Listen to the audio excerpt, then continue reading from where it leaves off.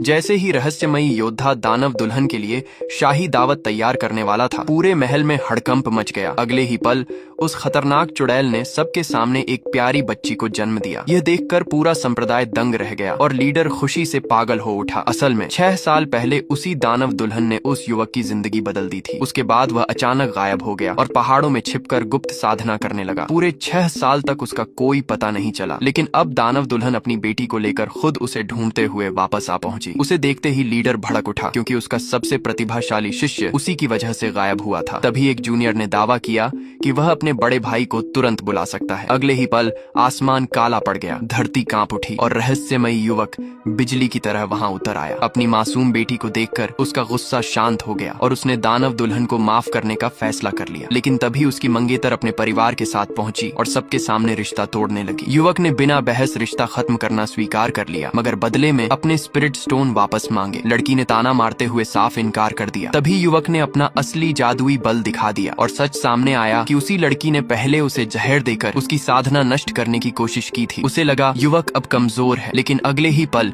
उसने हवा में दिव्य तलवार बनाई और एक वार में लड़की को गंभीर घायल कर दिया। जैसे ही दूसरा वार होने वाला था, सुनहरी रोशनी का विशाल बैरियर प्रकट हुआ। लड़की का बड़ा भाई, एक गोल्डन इमोर्टल मास्टर, उसे बचाने आ चुका था, मगर उसका घमंड पल भर में टूट गया, क्योंकि सामने वाला भी उसी स्तर तक पहुंच चुका था। दोनों की तलवारें टकराईं और एक ही झटके में वह खून उगलते हुए जमीन पर जा गिरा। दोनों भाई बहन को सबक सिखाने के बाद युवक ने अपने स्पिरिट स्टोन वापस लिए और उन्हें भगा दिया। अपमानित भाई बदला लेने अपने भयानक गुरु के पास चला गया। इधर युवक अपनी बेटी के अंदर छिपे प्राचीन दानव वंश को जगाने में लगा था। जैसे ही वंश जागा, आसमान फट गया और बादलों से एक विशाल हाथ नीचे उतरने लगा। दानव दुल्हन, संप्रदाय का लीडर और बाकी सभी मिलकर भी उस भयावह शक्ति को रोक नहीं पाए। तभी युवक समझ गया कि यह किसी प्राचीन पूर्वज का अवतार है। उसने अपनी पूरी शक्ति से उस विशाल हाथ को रोका ताकि बाकी लोग बच सकें और फिर अपनी सबसे रहस्यमयी तकनीक इस्तेमाल करने आगे बढ़ गया।